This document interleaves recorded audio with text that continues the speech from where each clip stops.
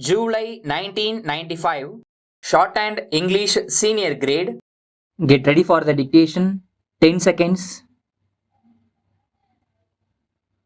5 seconds, start. Ladies and gentlemen, on behalf of the Government of India, I welcome you to this country. As you are very well aware, India has been associated with the United Nations during the last many years. This is because we believe in the aims and objectives of this great organization.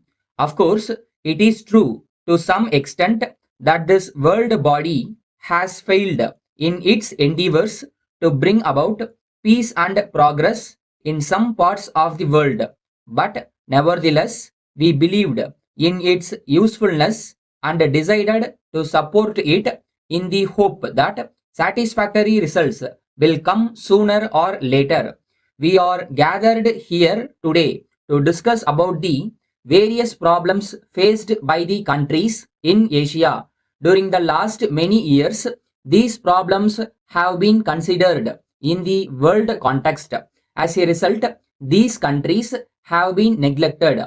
It was not considered important enough for as much attention to be given to it as was given to certain other parts of the world.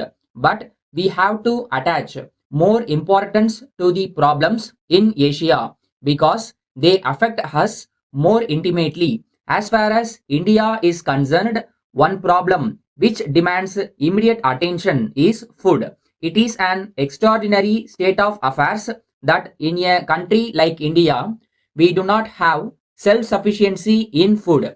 There is obviously something wrong in our approach to agricultural. I have, however, no doubt in my mind that India can produce enough food, if not immediately, but in the course of a few years. But at the present moment, we have to face this problem. Of course, other urgent problems will also come up before you for discussion. Looking at these problems from a long term point of view, it seems to me that various deficiencies have to be made. We have to increase our production, both agricultural and industrial, in order to see that the standard of living of our people is increased to a great extent.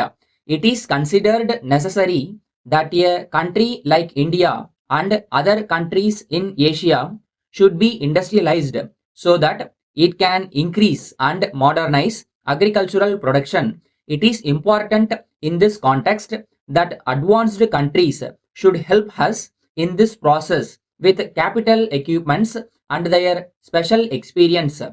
But in doing so, it is to be borne in mind that no Asian country will welcome any such assistance if there are conditions attached to it.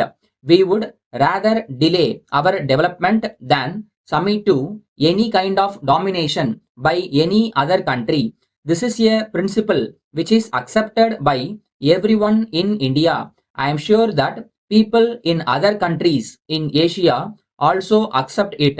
Now, I would like to say a word about population in India. A great deal has been said and written about our tremendous population. It is true that we cannot solve any problem if our population growth is not checked efficiently and as quickly as possible. Well, I have no desire for the population of India to go on increasing. I am all in favor of checking this growth. Finally, ladies and gentlemen, you have come to this country for the first time. I believe that one of the points you have to determine is the location of your temporary headquarters. Probably there will be the question of locating the regional office. It is for you to determine. But on behalf of the Government of India, I have great pleasure in inviting you to have your headquarters in India. I once again express my welcome to all of you and wish you success in your endeavors. Letter from Mrs. Johnson and Company Limited, Madras, to Messrs. Patel and Company, Bombay. Dear sirs, with reference to our order dated 2nd instant, we shall be glad if you will kindly let us know when we may expect delivery of the goods. We wrote to you on this subject last month, but up to this time we have not received any reply from you in the matter. We must have a definite promise of early delivery by return of post. Otherwise, we may have to cancel the order altogether, as these goods are urgently required and our work here is being delayed in consequence of their non-delivery. We are sorry to inform you in this connection that you are treating us very badly with regard to these deliveries. We also wish to inform you that unless immediate steps are taken to prevent such long delays, we shall be compelled to transfer our orders to another company who will treat us with more consideration.